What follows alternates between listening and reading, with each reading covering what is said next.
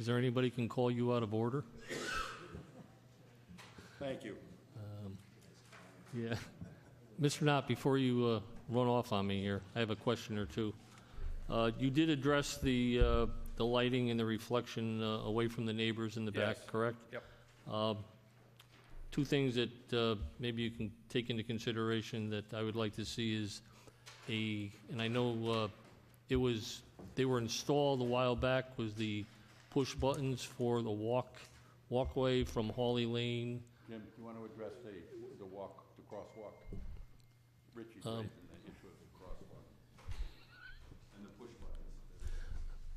buttons. What I would like to see is, for safety purposes, a even painted crosswalk across Hawley Lane and over to the entrance of the Big Y, and then over to the actual restaurant area for people who can safely come across Hawley Lane from either the Marriott or the medical building across the street, or even if they walk over from Target. Okay, so yes, there are the two push buttons that were there when we did the street improvements for the shopping center. They've never really been active, and the crosswalk bar was never installed, as there was not a lot of walkers. There are some walkers, there's no doubt about it. So if this is going to add to the walking population, absolutely, I just have to check with the police, to make sure that they would like to see it striped. And then the extension of the sidewalks from that intersection, the shopping center intersection, to the property, to the restaurant property. You must have read my mind, because that was my next question. Oh, okay. Well, that was Okay. my plan, because it would make it a lot easier for Right. people to walk. I think for safety purpose, I think I'd like to see those. Thank you. Okay. Thank you. Any other questions? Seeing none, thank you, Mr. Knott. Thank you very much. Anyone who'd like to speak in favor of this petition? Anyone who'd like to speak in favor? Anyone in opposition? Anyone in opposition? Entertain a motion to close by Mr. Vacola, second by Mr. Henrik. All those in favor say aye. Opposed? So moved. Mr. Vacola, if you would like to read item 7, please. Thank you, Mr. Chairman. 771-815 Barnum Avenue Cutoff. Petition of Marl Properties LLC seeking special case and site plan review approval to modify existing conditions of approval for a self-storage facility in an MA zone.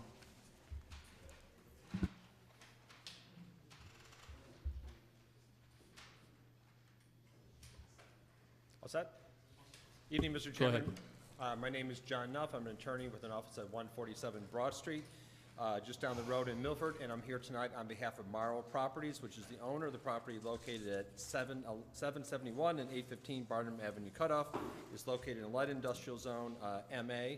I have the certificates of mailing that I'd like to submit for the record without putting them into the cupcakes. Don't put them on As the noted, cupcakes. this is an application to amend a previously approved special case pursuant to 20.1.4, which you have no specific provision in your regulations for an amendment to a previously approved special case, and so we're going forward under 20.1.4. Specifically, we are asking to eliminate a condition of approval related to a attractive self-storage facility. A quick recap of the project. We received wetland approval last February. My client is proposing a heroic, and there's no hyperbole, heroic cleanup of the property after many years of illegal dumping. We submitted our special case application last March through working with the commission, your predecessors who were on the commission, as well as staff, Jay. We made a number of changes to the application, particularly in regard to the architecture, that made it significantly nicer. And so in May of 2017, this commission approved our special case application with the condition that the curb cut onto Barnum Avenue cutoff be a right-out turn only. Now, as you may know, self-storage facilities have about the lowest traffic generation rates of any land use imaginable, but nonetheless, the commission felt that it wanted to make limits our main access to right turn out only We lived with that condition. We went back to the DOT, had a number of conversations with them. Both Andy Graves and his colleagues at BL Companies had a number of conversations with DOT, and they insisted that, one, the conditions on Barnum Avenue cutoff were not of the type that required a right turnout only, and our specific use of a self-storage didn't require a right turnout only. And so we submitted this application to eliminate that condition of approval. Both Lieutenant Gugliotti and Jay are in agreement that the condition should be eliminated. And I mean, Andy can walk you through the site plan very quickly, but it's about as straightforward of an application as you'll hear.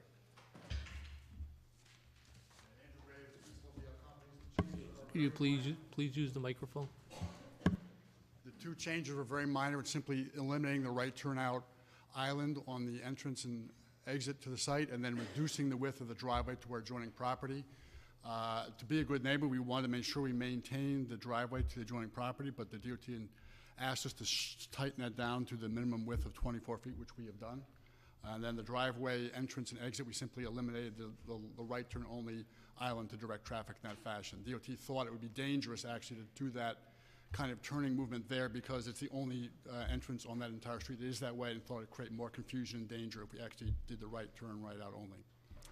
So on the right, this is the current condition as submitted and approved, with the island here directing traffic as a right out only, and, oh, thank you. And the driveway was slightly wider. DOT requested that we eliminate the right turn out only, making this a full access entrance and exit, and then just narrow this down to the minimum accessible width for ingress and egress to our adjoining property down to 24 feet.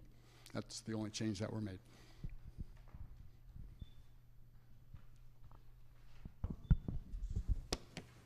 That's all we have. Oh, that's it? Yep. That's it. Wow. We got a lot of people here, so we figured we'd. Yeah, but they're all here for you. Oh. Any questions from the commission? So the aesthetics of the building remain the same, it's not something we're going to... Absolutely. Absolutely. Everything remains the same except for the elimination of the right out only and the very tiny modification of the access on the other side of the property. Okay, thank you. Anybody here who would like to speak in favor of this petition? Anyone who'd like to speak in favor? Anybody in opposition? If you'd like to, want to step forward and state your name, please. The adjoining property. John Ream, 825 Barnum Avenue cutoff. And is the exit going to be my driveway? No, the two locations are exactly the same. Hold on. Wait, hold on. Andy, you know what? We need to, Address the commission. yeah, we need to have it on the record through the microphone, please. Yeah, the two access points have not changed. They've just been modified very slightly. Like I said before, the island here directing a right out only has been eliminated, making this a regular full access driveway, and the driveway at your property here simply got slightly narrower. That's all that's happened. It's only, Got slightly narrow. yeah, it's still 24 feet, which allows ingress and egress. What happens to the light pole? There's a pole there with a button to cross the street. That would just get, that didn't change. Location didn't change. The light pole is not in that island So there. it comes closer to my building. Is it on 825 Barnum Avenue? My property line? This edge of the property on this side did not change. This island simply, within the context of our property, this got slightly narrower because the island was eliminated. On this side, this curb remained the same. The island slightly moved slightly this way, again, maintaining the minimum of 24 feet. Okay, so it's not encroaching my property at all? No, there's not. Can't do anything about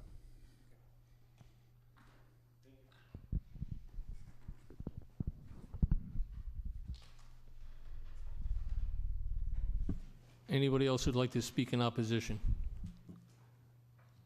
Okay, seeing none, I'll entertain a motion to close by Ms. Manis. All those in, Mr. Chairman, you if I have- may interrupt just very quickly, and I know you have a lot to do tonight. If there's a possibility that you could vote this evening, we very much appreciate that. I understand that you have a lot on your agenda, but I just want to make that request. Thank you. Thank you.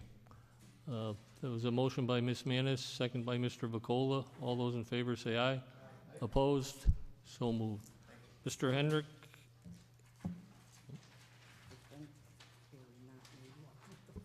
Are we going to be taking 8, 9, and 10 together? All right, 795 James Farm Road, petition of 500 North Ave LLC to amend the zoning regulations by creating a new 28 titled Julia Ridge Apartment Zone in an RS1 zone. Number 9, 795 James Farm Road, petition of 500 North Ave LLC to change the zone as shown on the site plan dated 5/22/2017, completed by Rose, Tissot and Company, from an RS1 zone to the proposed Julia Ridge Apartment Zone.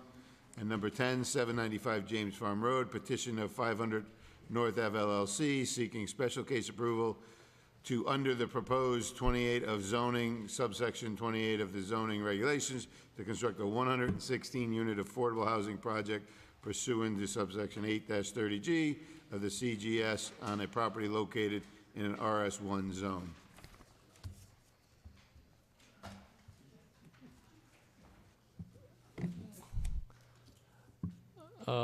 We tried earlier to get a sign-up sheet going. Apparently, it has disappeared. Suspicions are that Mr. Knott may have taken it with his paperwork. So if you could just bear with us when it's time to, for the residents to speak, we'll have to call you up one at a time on wherever you're at. Okay, Mr. Bellis. Thank you very much, Commissioner, members of the Zoning Commission. I'm Attorney Stephen Bellis with the Pellegrino Law Firm in New Haven, and I represent the applicant 500 North Avenue LLC. And as you read into the record, we are filing two things. One is a zone change application, changing the zone for approximately a 15-acre parcel. And we are also seeking a regulation under 8-30G, which is the affordable housing regulation, to allow 116 units on that 15-acre parcel.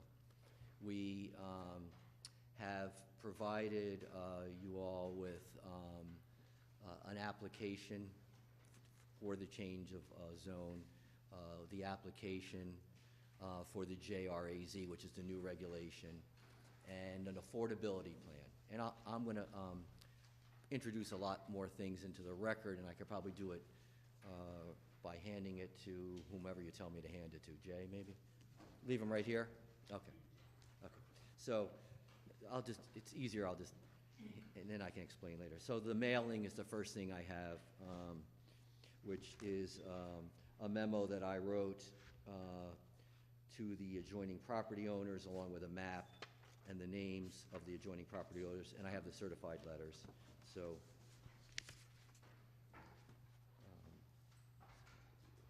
oh, you're going to be, I'll leave. Oh. I don't need them. No.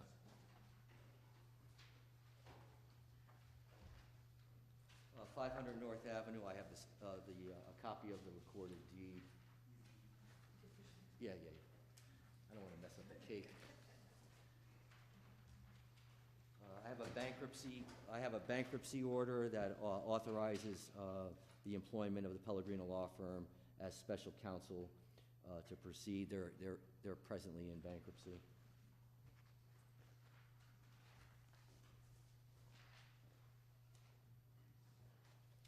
I have the 2017 Affordable Housing Appeals List.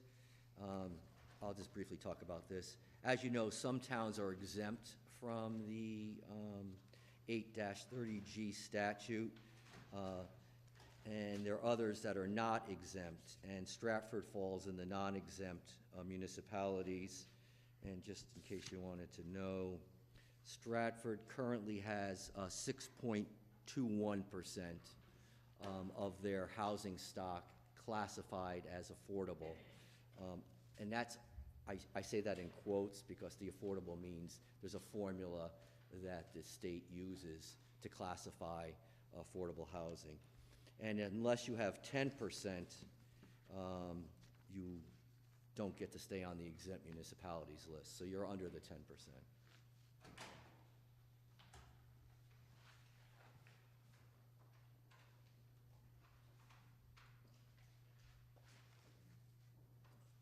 just handing things out before I start my presentation. I have a decision from Judge Radcliffe back in 2016 that I'd just like to introduce.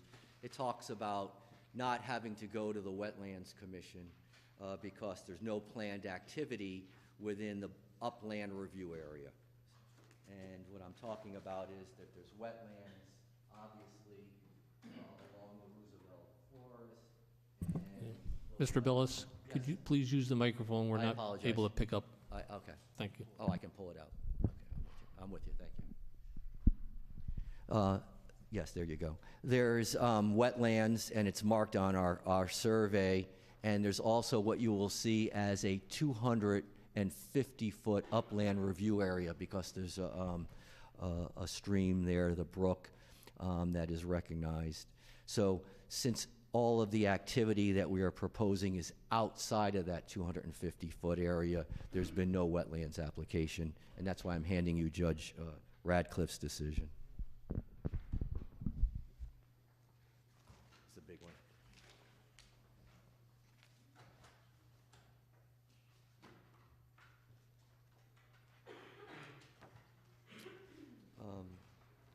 Some of you may have been here when we had a similar application.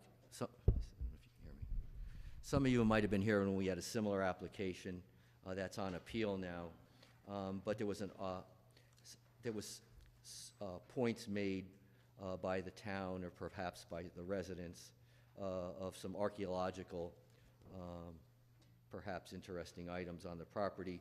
So I have a report from UConn that says there are no such anything of historical significance on this particular property.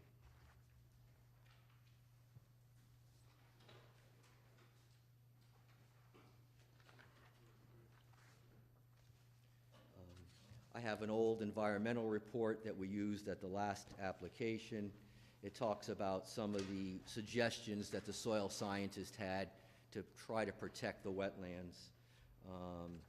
And so I can give you that from Environmental Planning Services.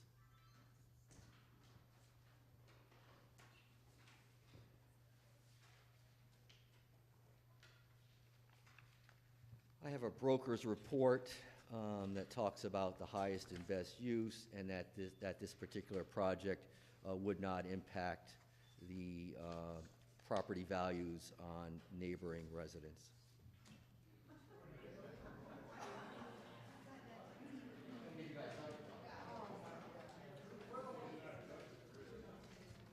And then we submitted a traffic study. I saw him here. You have a traffic study.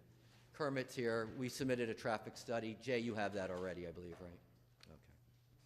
Okay. I'm not handing you the application, the affordability plan, and all that, because, Jay, you have all that already. Okay. All right, so I think that takes care of most of the exhibit. Okay. Let me start by saying that, 8-30G is a statute that's enacted, that's on the books, and not everybody likes it. I understand that. That's why there's a room full of people behind me. However, I think it's incumbent upon all of us to follow the law. That's all I can ask you to do. And what that law says is that we as an applicant have to give you a few things. And some of those things that we have to give you, I've already presented: an affordability plan, an application. And one of the things that is required is we have to designate a person or entity that will be responsible for administrating the affordable plan, to make sure that someone will look at the criteria of what the person makes and whether they fit under the affordable housing statute. So I'm going to, we have proposed in our plan Julia Ridge Business Management, Inc., and I just have a report from the Commercial Recording Division that they're active and in good standing.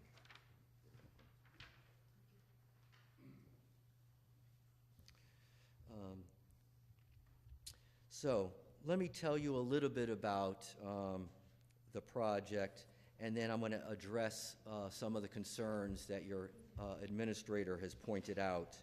And I think I then will bring up a couple experts and they can tell you a little bit more detail.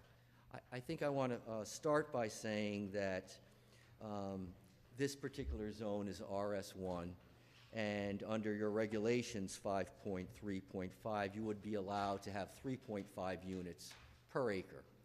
Under our plan, we are proposing 7.45 units per acre. So just so that we're perfectly clear, what I'm proposing is to change the zone for one 15-acre parcel owned by 500 North Avenue. And that would get you an increase in density, obviously, than what's allowed under your own Stratford regulation. Why would you entertain this? Well, I think the reason is that this application helps increase the number of affordable units in town. And we've come up with 116 units. It would also support the viability of the apartment complex itself. If this plan were approved, you would get an increase of 35 units into the stock of what the state calls affordable housing. One of the questions that Jay posed is, how did we come up with the standards that are in 28.7.1? And I think I can answer that by saying that the applicant wanted to push the project as far away from the wetlands, from the brook, and from the forest as was possible. So if you were to look at this survey, all the activity would be to the right-hand side beyond the utility lines and to the, I'm looking for a north, I guess that would be to the east. So if you did that and kept the project over there, you would obtain approximately 85% open space on this 15-acre parcel. Jay questioned about whether we would comply with your new MS4 storm management plan, and that you passed in July of 2017. The answer is yes. It says so in the application, and our engineer will talk about that. This is a bit of a point of contention. I am not proposing a final site plan, and I'm not filing an application under your special case. And why is that, you may say? And the reason for it is that right now you're acting as a legislative capacity.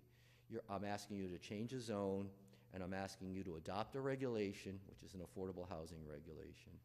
And I am following what's required under 8-30G. So right now you're acting in that capacity, in your legislative capacity. Our Supreme Court in Kaufman has made it really clear that the commission does not need detailed plans to decide if a zone change for affordable housing is appropriate. They specifically address that issue. So I could conceivably give you minimal amount of material, say we want to change the zone, we want to put 116 units up, this is where we want to put the units, and that would meet the criteria of the statute. It says in that statute that under 8-30GC, a town may require an affordable housing application seeking a change of zone to include the submission of a conceptual site plan. A conceptual site plan is just a concept. It's not detailed. It's not anything more than a concept. And the statute's very clear. What has to be in that conceptual site plan? Very little, guys. It needs the total number of units, their arrangement on the property, the proposed development's roads and traffic circulation, the sewage disposal, and water supply. That's all I have to show, okay? If I wanted to present an application like that, I could. But that's not what we're doing here tonight. We're not going to lay to the bare statutory requirements. I don't think that's what you want, and that isn't what my client wants. So what am I going to give you? I'm going to give you an A2 survey. I'm going to give you an overall site plan, that's SP0, a site plan for the developed area, SP1, I'm going to give you a grading plan, SP2, an overall erosion control, SP3 plan, an erosion control phase, the phases of it, that's in a couple drawings, SP3A and B. I'm going to give you a landscape plan under SP4. I'm going to give you a detail sheet on erosion control and the manholes and all the sewer and drainage under SP5. I'm going to give you a detail sheet of all on the erosion and control plan, SP6. I'm going to give you a fire access profile, a sanitary sewer plan profile, parking levels, first floor, exterior elevations, architecture. I'm going to give you a drainage report, and I'm going to give you a traffic study. Those are the things that I am offering you. That's way more than a conceptual site plan. But that's all that I really needed to give you was a conceptual site plan. So getting back to my point, why aren't I putting this under your special case? A special case is a special exception permit, and there's nowhere in the Connecticut General Statutes that says that 8-30G applications have to go in as a special exception. So what I am submitting is that if you were to approve this application, or if a court were to approve this application, we would have to come back to you, and you would look at the regulation that you approved or the court approved, and you would look at the drawings, and then you would act administratively and say, does what Steve's presenting in his site plan match what's in the regulations? So you're going to get a second crack at this, is basically what I'm saying. So I'm not going to go into all the issues that were addressed by Jay in his comments under the special case, because I'm not submitting an application under the special case. The last thing I'd like to talk about, it's kind of a little bit legal, but I think I have to address it. The administrator, in this case Jay, believes that the application constitutes spot zoning. I respectfully disagree with Jay on that, and I'll give you my reasons for it. Spot zoning is based on a concept that when you have a small area and you reclassify it, that can be considered spot zoning. But the case law says you look at two elements: a change in a small area and a change not in harmony with the comprehensive plan. And there's a couple of appellate court cases and a Supreme Court case, Michelle and Langer, that stand for that proposition. So in this case, I just want to make it clear that we're asking to change the zone of a 15-acre parcel. In the Langer case, they said, hey, it's not spot zoning.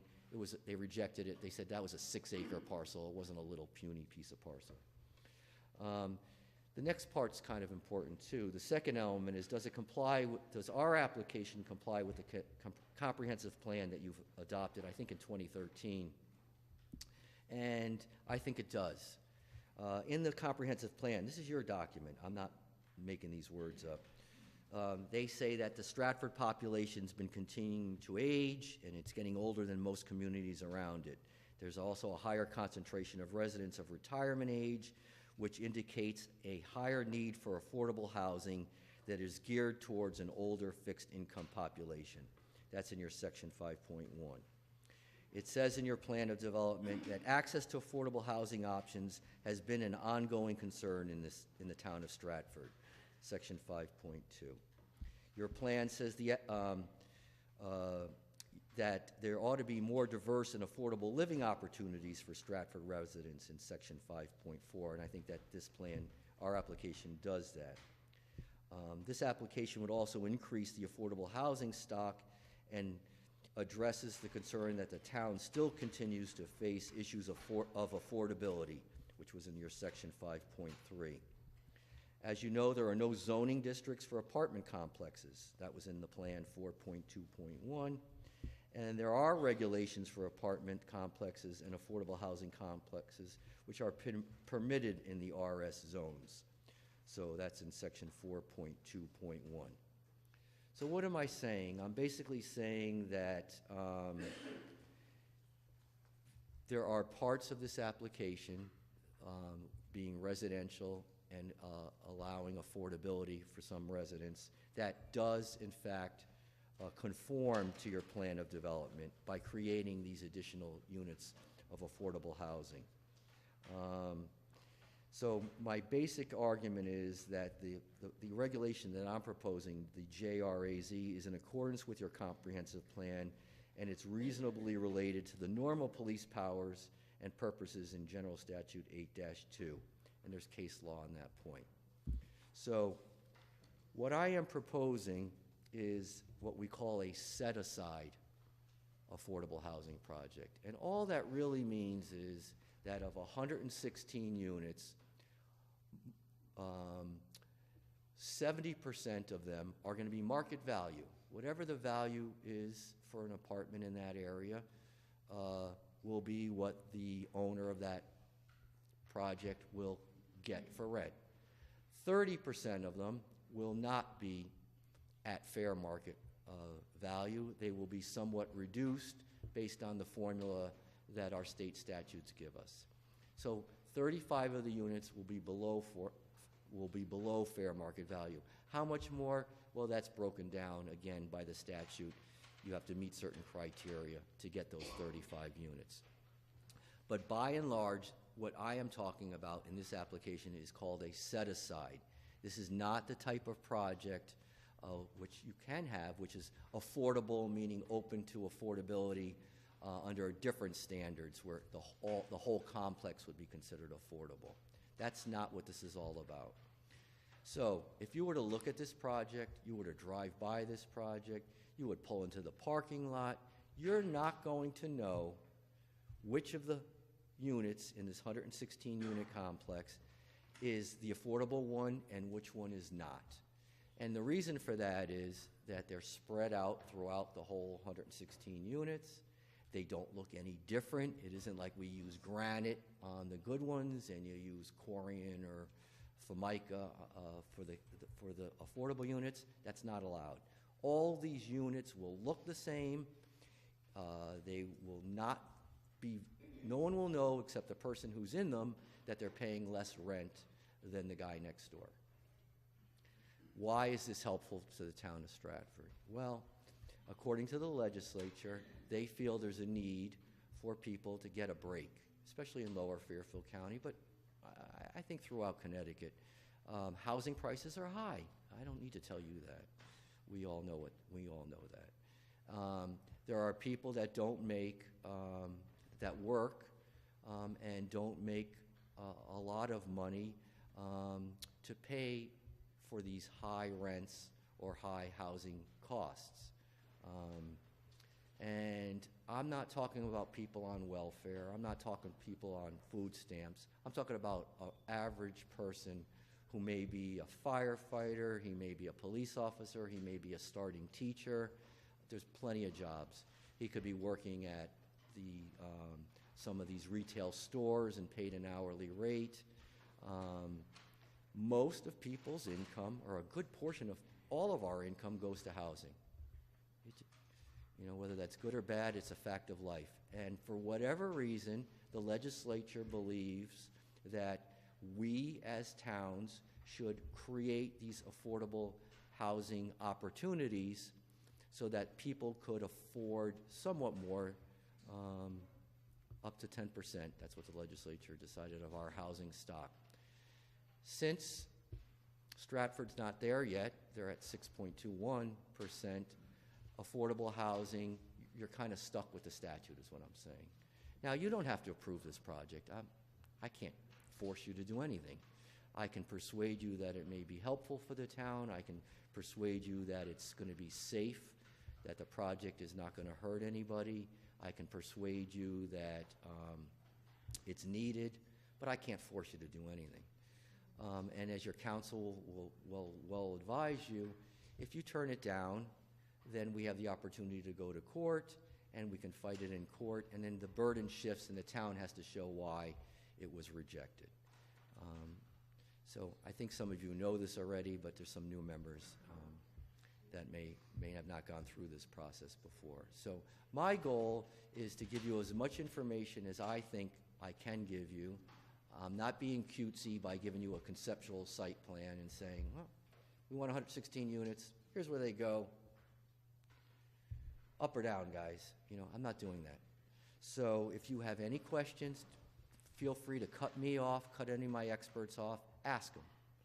If there's things you like or dislike, let me know. We have no problem working with this town, changing things, modifying things, making things work. So with that being said, I'm going to turn it over to first the engineer, who can give you a little bit of the technical talk, not in explicit detail, I don't want to go nuts, but let you know how the site lays out and what our concept is. I then have a traffic engineer and I have an architect tonight to just show you the layouts, just familiarize you all with what we're planning. So without, let me find Manny, I know I saw him. There it is. Okay. This is Manny Silva. He's an engineer. He's probably testified here before. He's testified in many other towns as an expert in engineering. And he's going to walk you through a little bit about how we're going to develop this project and why he believes it's going to be a safe project for the residents that live around that area. Manny? Good evening. My name is Manny Silva from Rose Tizo and Company. I'm a licensed engineer in the state of Connecticut, and I designed the site plan and the drainage for the project. So what we're going to start off here is to kind of give you an overview of where the location of the property is. As you can see here, the property is a 15-acre piece on James Farm Road. That's just north of the Merritt Parkway. Flood School is right here, just south of the Merritt. And then there's some cul-de-sacs here, Candlewood and Alexander Drive, and then Oronoke Road, which is the senior housing or the condominiums that go down towards Sikorsky's. So basically how we're going to site the project here on the overall site plan is we have a single building over some parking right here. We have a parking field on the roadside, James Farm Road side of the building, and then you have some additional parking towards the back. The way we circulate is about 2 points. We have entrance exit here to the south and one here to the north along James Farm Road. We have some recreational areas, kind of a fire pit and outdoor kitchen type of for barbecuing and things of that nature here. And we have down here we have an area for a generator for backup power, some picnic tables along the James Farm Road, and then we have some basically trash enclosures here and here. The site is stop controlled, basically two stop signs in and out. We do have some fire lanes along the edge of the property so that no one can park, and if a fire truck had to come in, they have clear access. We also have a fire lane along the front, and these came from comments from the fire marshal and some other experts from previous applications. As we go on to the blow up of the site plan, you can see that we have about 215 parking spaces. These right here, where I'm pointing, where you have this turn in, are both basically underneath the building. So those are sheltered spaces. And then these out here are open, are basically open to the air. So basically you have 44 and 37 parking spaces that are under the building. Basically our details here. And so how's the site basically graded? So right now the site is a site that has a pretty good elevation difference from James Farm Road to the utility corridor, which is here. What we have in this utility corridor is some high voltage power lines, and then we have a gas main that runs behind that, and then on the other side of that is a wooded area, which then goes down to a wetland where Cemetery Creek is.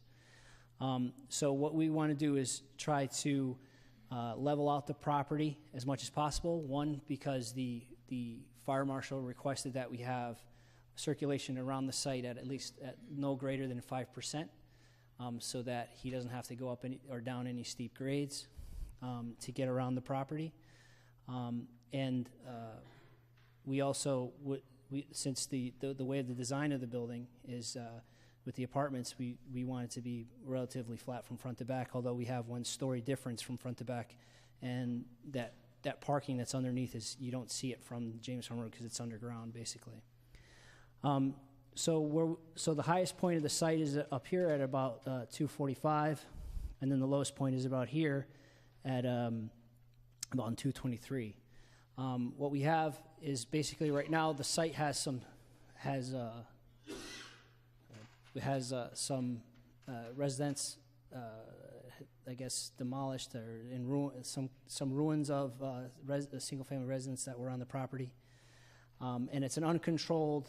The stormwater is an uncontrolled state where the rain falls on the property and just runs down towards the utility corridor and then down into, and basically off the street also, and right into Cemetery Creek uncontrolled. So what we try to do is collect all that stormwater and meet all the requirements from the DEP and the town itself. Our goal is to capture that water, try to clean it by using these things called vortex units, which are basically a secondary treatment or pre-treatment unit, which slows down the water's velocity, gets all the sediment dropped out of it, and then the floatables like oils and trash get caught in them also. We are using the Vortex 2000. We use actually 2 of them. And as the water comes in, it gets swirled around, slows down, drops all the sediment, and then the water kind of siphons up through these baffles, and the floatable trash gets stuck in these baffles here. We have a maintenance agreement or a maintenance plan on the plans themselves to maintain these, so the property manager goes and checks them every 6 months and cleans them out. So what we have is basically a treatment train, which is what the DEP would like all of the projects to be designed to, and that's to use primary and secondary treatment structures to kind of get the water quality to a point where once you discharge it, it's basically cleaner than what was there prior. So what we did was we have, again, the water comes into the catch basins which are snouted, so basically any floatables cannot leave the catch basins themselves.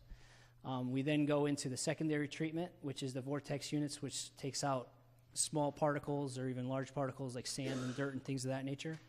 And then from there, it goes into a gallery system, which is about 1,000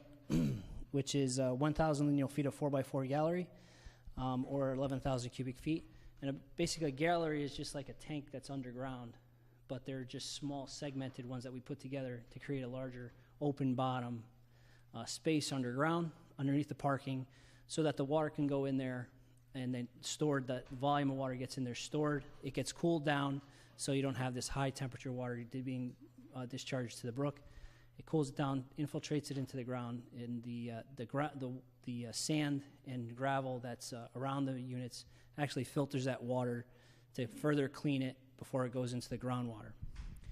We then have a control structure that allows only a little bit of that water, meters out that water so slightly out of the galleries. So basically, the amount of water that's coming onto that pavement and roof gets stopped by a weir wall. So it backs up into the galleries, fills them up. They're 4 foot high. And then we only have basically a 9-inch hole at the bottom of that wall that lets the water leak out at a metered rate.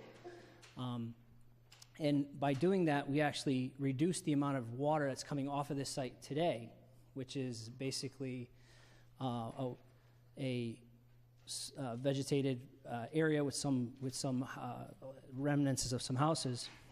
So from that condition, we've actually reduced the amount of runoff with this proposal by 33% at the 5-year storm, 47% at the 10-year storm, 25% at the 25-year storm, 60% at the 50, and 46% at the 100-year storm. So basically, at the 100-year storm, we're reducing the amount of runoff that went to Cemetery Brook prior to this development by 46% because we're storing it underground and infiltrating it.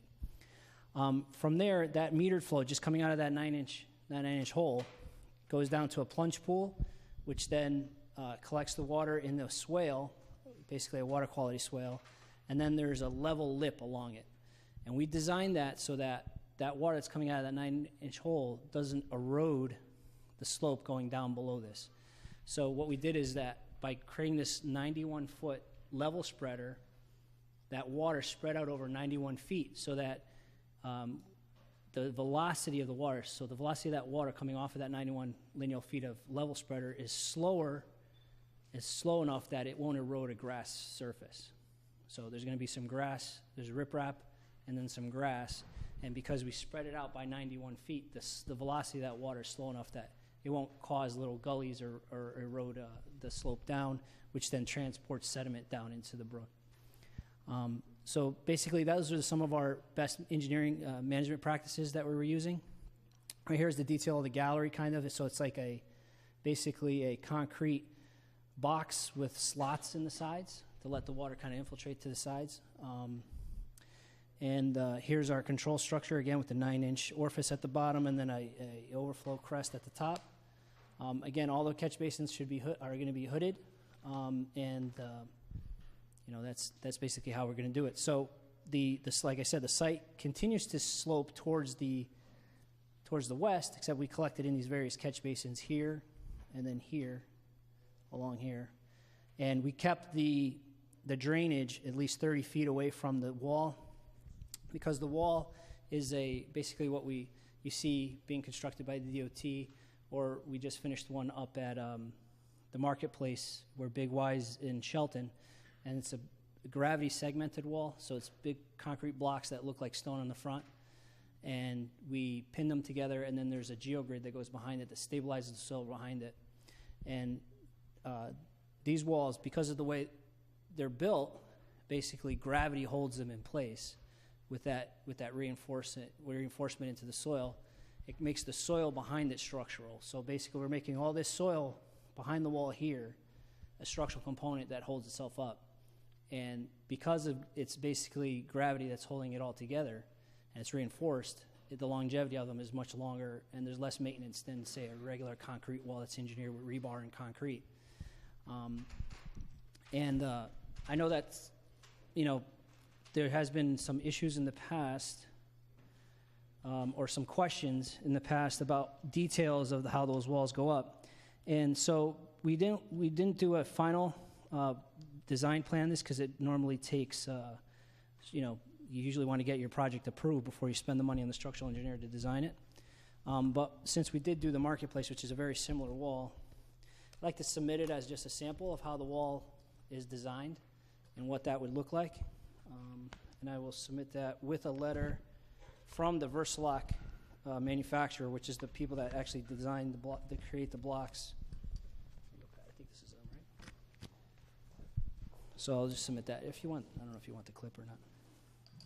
So that's just kind of a sample, because we know we've had some questions in the past based on that. So basically, our building has a sewer line that's gravity to this point here. We then have a grinder pump. So basically, it's a pump that grinds all the solids up, liquefies them, and then sends that up to a gravity sewer up here on James Farm Road. James Farm Road currently does not have a sewer this far north.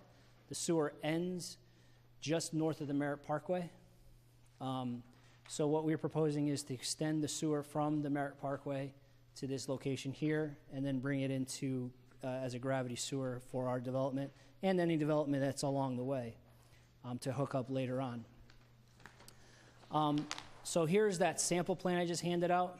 So basically, the walls are rows of blocks that are about, they range between 2 to 4 feet high, and they're about 6 feet long in section. And what we have here is, as you can see, as the wall gets taller, the grid length, which is going into the soil, increases to stabilize that soil.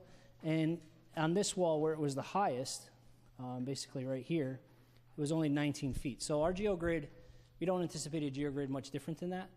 So since all our utilities and the galleries are, basically 30 feet away, it won't interfere with the design or the structural integrity of the wall. Of course, we would look at that during at the phase where we go into construction details and submit it to your building department. But basically, because the wall isn't like a barrier, I mean, it has weeps in it and it has gaps, there's no hydrostatic pressure behind it. There's nothing to hold the water back. If there was the water behind the wall, there's drainage behind there with some gravel and a pipe to take it away. And even the wall allows water to seep through the front of it. So there's no, basically, it's not actually holding up back any water. It's only holding back soil, which, again, the soil is reinforced to hold itself up, basically. Again, here's some more details on that wall we did over at the Big Y. Here you see that drainage column, which is made out of stone. And then there's a perforated pipe here at the bottom, basically to de-water the area behind the wall so that we're just holding up soil, we're not holding up water. And then we can curve the wall, as you can see here. I'm not going to go too much into detail in here. But here's the geogrid that I was talking about. Basically, this is how we stabilize the soil behind the wall to make the soil behind the wall structural. So when you see like the Home Depot from Route 8 in Bridgeport, and you see this wall made out of these blocks that are only 8 inches high, basically the block itself doesn't really hold the soil up. It's the stabilization behind it. That's really the key to holding that up. So you could take those blocks away, and the soil would still stay up there because it's reinforced. All that these blocks are really doing is giving it a vertical face and stopping the face of that stabilized soil from eroding from water. So really the structural component of this system is these geogrids behind it. So maybe tonight everybody can design retaining walls after this, you know. So the soil erosion control plan is basically to control any kind of sediment or soil during a rainstorm while we're doing construction. So when we're grubbing, we're ripping up trees, and we're regrading this area. If there was to be a rainstorm, you don't want that sediment and that dirt to go being washed down outside of our site or limit of disturbance. So what we do is we put reinforced silt fence. So basically it's 2 silt fences, which is that black fence that you see on construction sites, with a hay bale in the middle staked, so that it, even if there is a rush of water that comes because of the slope of the soil, the slope of the ground, it won't get knocked over.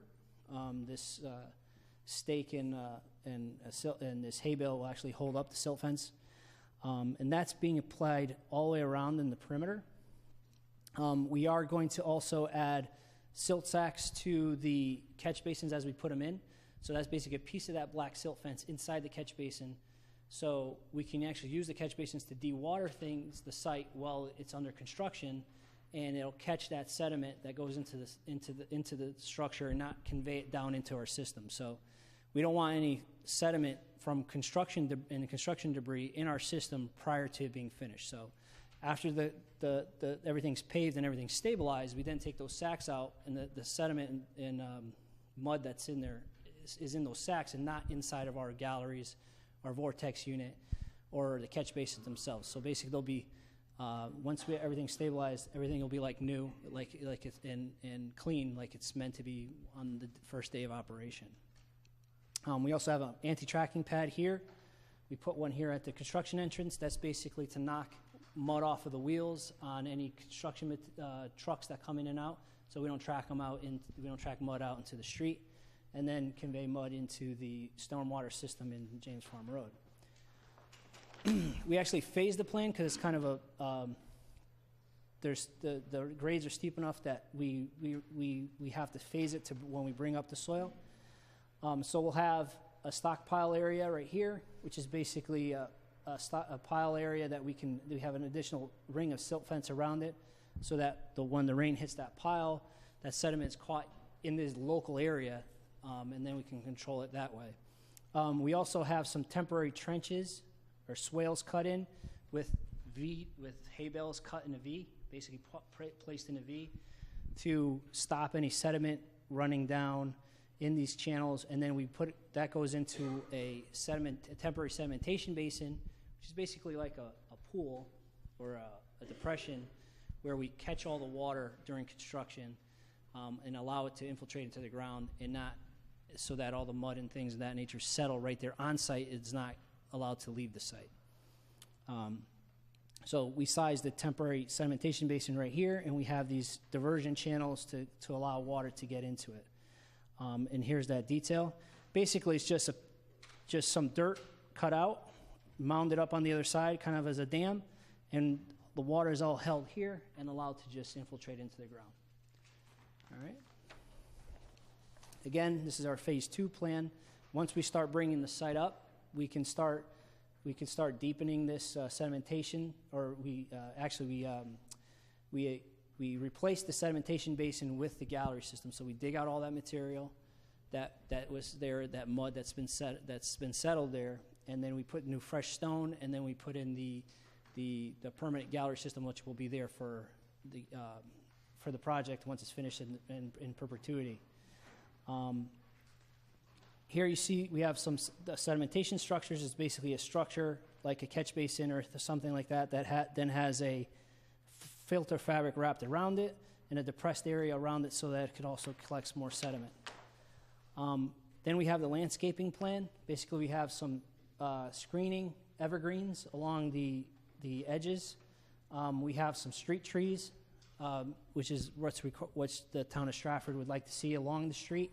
Some shade trees, a nice mix of Korean dogwoods with some larger pin oaks, and what else did we use here?